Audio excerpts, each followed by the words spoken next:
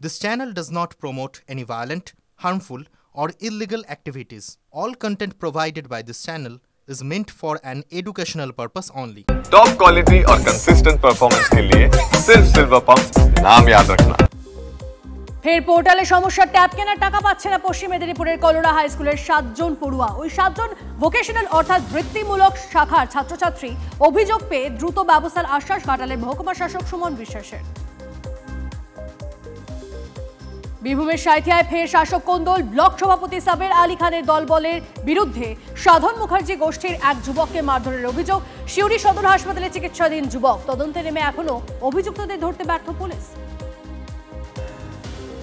হবিবপুর গ্রামীণ হাসপাতালের পরিত্যক্ত স্টাফ কোয়ার্টারে আগুন। দমকলের একটি ইঞ্জিনের চেষ্টায় আগুন নিয়ন্ত্রণে পরিত্যক্ত স্টাফ কোয়ার্টারে গজিয়ে উঠেছে গাছপালা। শুকনো পাতাতে আগুন লেগে এই অগ্নিকাণ্ড বলে অনুমান। হাতি তাড়ানোর নামে নৃশংসতা ঝাড়গ্রামে। জঙ্গলে ফেরানোর নামে হাতির গায়ে আগুন ছুড়ল হুলাপাটি। আগুনের গোলায় আহত হাতি। হুলাপাটির অদক্ষতায় বিপদের মুখে দাঁতাল। পিঠের উপর কিছুটা অংশ পুড়ে গেছে ওই দাঁতালের। ঘটনায় অভিযোগ দায়ের বেশ কয়েকটি স্বেচ্ছাসেবী সংস্থার। তদন্তের নির্দেশ বন বিভাগের। হাতির করিডোরে মদের বোতল, ড্রাগের সিরিঞ্জ, জঙ্গলের রাস্তায় ছড়িয়ে নোংরা আবর্জনা। এই ছবি আলিপুরদুয়ারের বক্সা ব্যাঘ্র প্রকল্পের রাজাভাত খাওয়া থেকে ডিমা ব্রিজ পর্যন্ত 3 কিলোমিটার রাস্তা। সাফাই অভিযানে গিয়ে চোখ কপালে ওঠার জোগাড় বন দপ্তরের। নজরদারি নিয়ে প্রশ্ন। পাথর প্রতিমায় বাজি কারখানায় বিস্ফোরণের পর তৎপরতা। পূর্ব মেদিনীপুরে অবৈধভাবে বাজি তৈরি ও বিক্রি বন্ধে কাঁথির মারিস্তা, রামনগর, ভূপতিনগর, পটাশপুর, নন্দীগ্রাম, মহিষাদলে অভিযান। পুলিশের উদ্ধার বিপুল পরিমাণ বাজি, গ্রেপ্তার 4। দুদিন ব্যাপী পুলিশি অভিযানে উদ্ধার 400 কেজি বাজি তৈরির মশলা এবং 7,800 প্যাকেট বাজি। এই মুহূর্তে আর একটা ব্রেকিং নিউজ দিয়ে আপনাদের। যাদবপুর ইটবিতে রাত দখল অভিযানে দেশবিরোধী স্লোগান লেখার অভিযোগে গ্রেপ্তার তিলোত্তমা কাণ্ডের আন্দোলনকারী চয়ন সেন। গত 8 সেপ্টেম্বর রাত দখল অভিযানে দেশবিরোধী স্লোগান লেখার অভিযোগ। টাওয়ার ডাম্প পদ্ধতিতে চিহ্নিত করে গ্রেপ্তার চয়ন সেন। কথা বলবো আমাদের প্রতিনিধি সুজয় আমাদের সঙ্গে রয়েছেন। সুজয়, টাওয়ার ডাম্প পদ্ধতি, এই পদ্ধতিতে চিহ্নিত করে গ্রেপ্তার চয়ন সেন, কিন্তু এই পদ্ধতিটা কি যদি একটু ডিটেইলসে জানাও।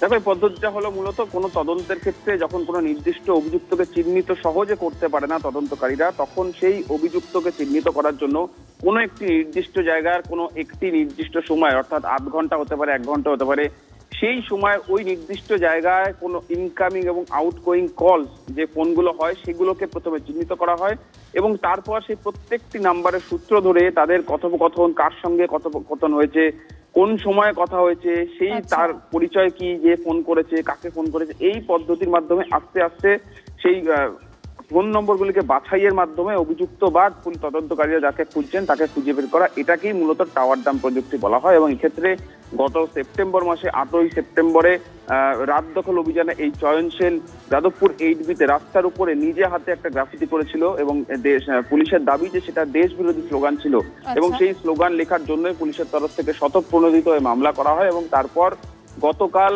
তদন্তকারীরা যাদবপুর থানায় এই চয়ন সেনকে ডেকে তলব করে এবং তাকে জেরা করা হয় দীর্ঘক্ষণ। তারপরে তাকে গ্রেফতার করা হয়েছে এবং আজকে আলিপুর আদালতে তোলা হবে এবং এই ধৃত চয়ন সেন নকশালপন্থী সংগঠনের সঙ্গে যুক্ত, সেটাও পুলিশ সূত্রে দাবি করা হচ্ছে।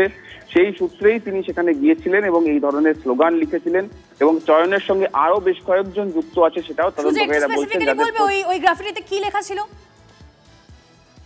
দেখো, আমরা সেই ছবিটা ইতিমধ্যেই দেখাচ্ছি যে সেখানে কি লেখা ছিল এবং সেখানে স্পষ্টতই লেখা ছিল যে সশস্ত্র বিপ্লব চাই, অর্থাৎ সশস্ত্র বিপ্লব এই ধরনের স্লোগান পুলিশের মতে সেটা দেশ বিরোধী স্লোগান হিসেবে চিহ্নিত করা হয়েছে এবং তারপরেই পুলিশের তরফ থেকে এসএফআই রাজ্য সম্পাদক দেবাঞ্জন দে, তার সঙ্গে আমরা যোগাযোগ করে নিয়েছি। দেবাঞ্জন বাবু, যাদবপুর ইটবিতে রাত দখল অভিযানে দেশ বিরোধী স্লোগান লেখার অভিযোগে গ্রেপ্তার তিলোত্তমা কাণ্ডের আন্দোলনকারী চয়ন সেন, আপনার কি প্রতিক্রিয়া?